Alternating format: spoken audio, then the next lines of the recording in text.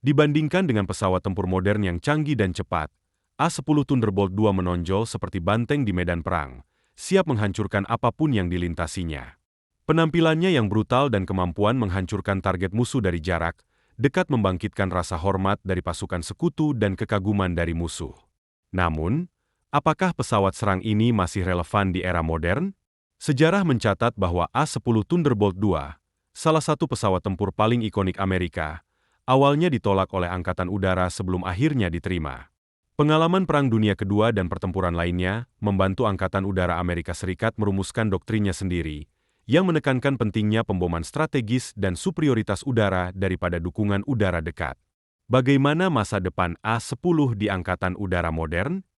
Pada masa lalu, militer meyakini bahwa cara terbaik untuk menekan musuh adalah dengan menghancurkan target vital mereka menggunakan pembom strategis seperti benteng terbang Boeing B-17 dan B-29. Namun, Angkatan Udara menganggap interdiksi udara medan perang lebih penting daripada serangan darat. Pada 1960-an, Angkatan Darat mengembangkan taktik mobilitas udara baru, membutuhkan dukungan udara dekat yang fleksibel. Namun, pesawat tempur seperti F-4 Phantom II dan Republik F-105 Thunderchief tidak dirancang untuk operasi pertempuran jarak dekat. Setelah Perang Vietnam, Angkatan Udara Amerika Serikat menyadari kebutuhan akan pesawat serang khusus yang dapat beroperasi di ketinggian rendah dan menahan kerusakan parah.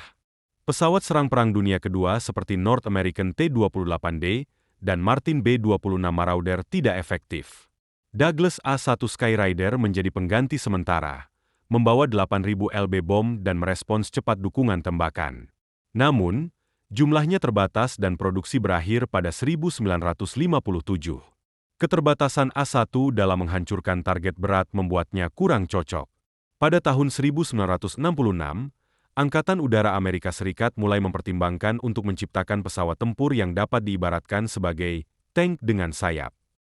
Permintaan untuk pesawat Close Air Support, CAS, yang khusus ini dikeluarkan oleh Kepala Staf Angkatan Udara Amerika Serikat, Jenderal John P. S-1MC Pronunciation Donnell, sebagai respons terhadap meningkatnya ancaman dari pasukan lapis baja Soviet dan semakin meluasnya kebutuhan untuk operasi ofensif di medan perang. Permintaan awal untuk kontraktor kemudian mengalami beberapa revisi pada tahun 1970, dengan penekanan pada desain pesawat yang dapat membawa meriam putar 30 mm. Banyak orang sempat meragukan proyek ini, bahkan mengolok-olok A-10 dengan menyebutnya sebagai pesawat pertama yang dirancang khusus untuk membawa senjata, bukan sebaliknya. Selain itu, Angkatan Udara juga menetapkan beberapa persyaratan teknis, antara lain kecepatan maksimum 460 mph, radius misi 285 mil, jarak lepas landas 4.000 kaki, serta kemampuan membawa beban eksternal hingga 16.000 pon. Biaya pengembangan pesawat ini diperkirakan mencapai $1,4 juta, yang jika disesuaikan dengan inflasi saat ini akan bernilai lebih dari $13,5 juta. Setelah menerima penawaran dari 6 produsen, Angkatan Udara akhirnya memilih Fairchild Republic dan menandatangani kontrak pada tahun 1973 untuk memproduksi 10 unit pertama A-10, dengan nilai kontrak $159,3 juta atau sekitar $1,13 miliar jika dihitung berdasarkan nilai saat ini. Paralel dengan produksi prototipe A-10, Angkatan Udara juga memesan pengembangan meriam G-8A Avenger dan mesin TF-34-100 yang dirancang oleh General Electric, yang masing-masing menelan biaya $23,8 juta dan $14,5 juta, atau sekitar $69 juta dan $103 juta di masa kini. Meskipun produksi pertama A-10 Warthog terbang pada Oktober 1975 dan pengiriman awal dimulai pada Maret 1976, pesawat ini segera menjadi sangat diminati. Dalam waktu hanya 8 tahun, Fairchild Republic berhasil mengirimkan 715 unit pesawat serang, termasuk 2 prototipe dan 6 model uji.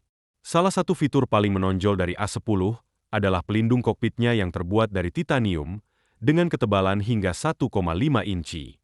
Pelindung ini, yang menambah berat pesawat sekitar 12.200 lb, secara andal melindungi kokpit pilot serta sistem vital lainnya, menjadikannya salah satu aplikasi massal pertama titanium dalam industri aerospace. Pelindung tersebut memungkinkan A-10 untuk menahan serangan langsung dari peluru penusuk baja dan peluru berdaya ledak tinggi dengan diameter hingga 23 mm, serta pecahan peluru anti pesawat 57 mm. Dalam pengembangan A-10, Para insinyur berusaha menciptakan pesawat yang bisa menyembuhkan dirinya sendiri setelah terkena serangan. Selain pelindung baja yang tebal, A-10 juga dilengkapi dengan sel bahan bakar penyegel otomatis yang dilindungi oleh busa internal dan eksternal, serta sistem kontrol penerbangan hidrolik ganda yang didukung oleh mekanisme kontrol manual. Fitur-fitur ini memungkinkan pilot untuk tetap dapat mengoperasikan pesawat, bahkan jika mereka kehilangan semua kontrol hidrolik. Contoh dari ketahanan luar biasa A-10 terjadi selama invasi Irak 2003, ketika pesawat milik pilot Kim Campbell rusak parah akibat senjata anti-pesawat musuh di Baghdad. Mesin pesawat rusak, dan sistem hidroliknya juga hancur. Namun berkat sistem kontrol manual yang ada, Campbell mampu mengoperasikan pesawat secara manual dan terbang kembali ke pangkalan dengan selamat. Keberhasilan ini menunjukkan betapa tangguh dan dapat diandalkannya A-10 dalam kondisi ekstrim di medan perang. Pesawat serang A-10 Warthog yang legendaris ini bahkan mampu terbang hampir 1 jam lagi setelah rusak parah dan akhirnya mendarat dengan selamat di pangkalan. Kisah keberhasilan ini menjadi bukti nyata dari kemampuan bertahan hidup yang luar biasa dari A-10. Salah satu poin penting lainnya yang menonjol dalam kemampuan bertahan hidup A-10 adalah kemampuannya untuk dilayani dan dioperasikan dari pangkalan lapangan yang dekat dengan zona pertempuran. Di area ini, kerusakan pada mesin pesawat akibat benda asing lebih sering terjadi daripada tidak. Untuk alasan tersebut, mesin A-10 dirancang dengan pengaturan yang sangat eksotis, memungkinkannya untuk bertahan dalam kondisi ekstrim. Keuntungan lain dari desain ini adalah kemampuan untuk memelihara dan mempersenjatai kembali pesawat tanpa harus mematikan mesin, serta posisi knalpot yang mengarah ke atas, mengurangi risiko deteksi oleh rudal permukaan ke udara inframerah musuh. Desain A-10 yang besar dan, menurut sebagian orang, bahkan dianggap jelek, ternyata dipilih dengan pertimbangan matang. Banyak komponen pesawat yang dapat dipertukarkan dan dipasang di sisi kanan atau kiri, memungkinkan efisiensi dalam pemeliharaan dan penghematan biaya. Karena alasan ini, A-10 menjadi pesawat yang sangat ekonomis dalam hal perawatan, dan Angkatan Udara Amerika Serikat sangat menghargai efisiensi biaya yang ditawarkannya. Namun, kita hampir saja melupakan sorotan utama dari pesawat ini, senapan Gatling Avenger 30 mm dengan 7 laras, yang menjadi ikon A-10.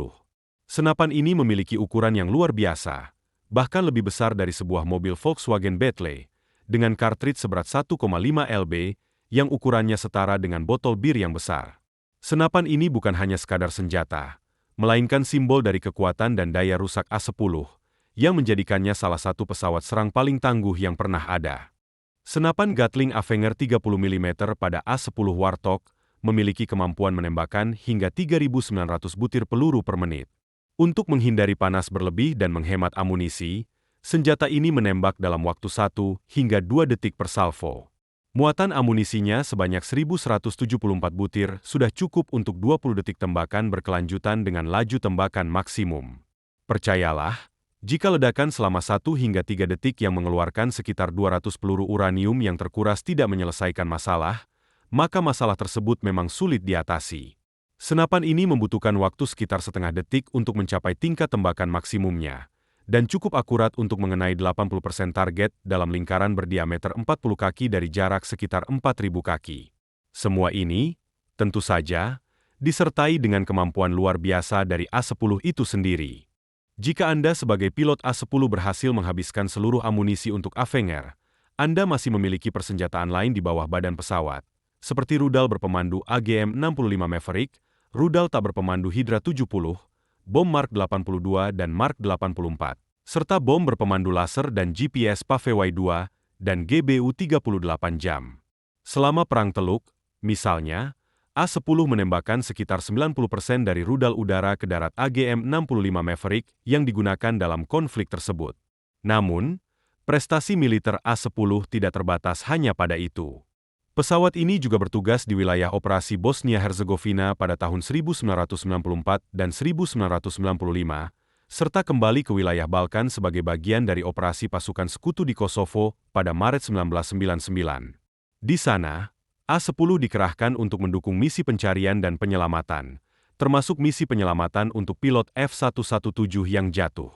Setelah itu, A-10 turut berpartisipasi dalam invasi Afghanistan pada tahun 2001.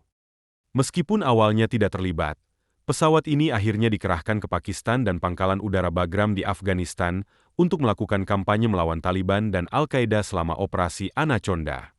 Jika Anda mengira bahwa A-10 tidak terlibat dalam operasi pembebasan Irak yang dimulai pada Maret 2003, saatnya untuk mengubah pandangan tersebut.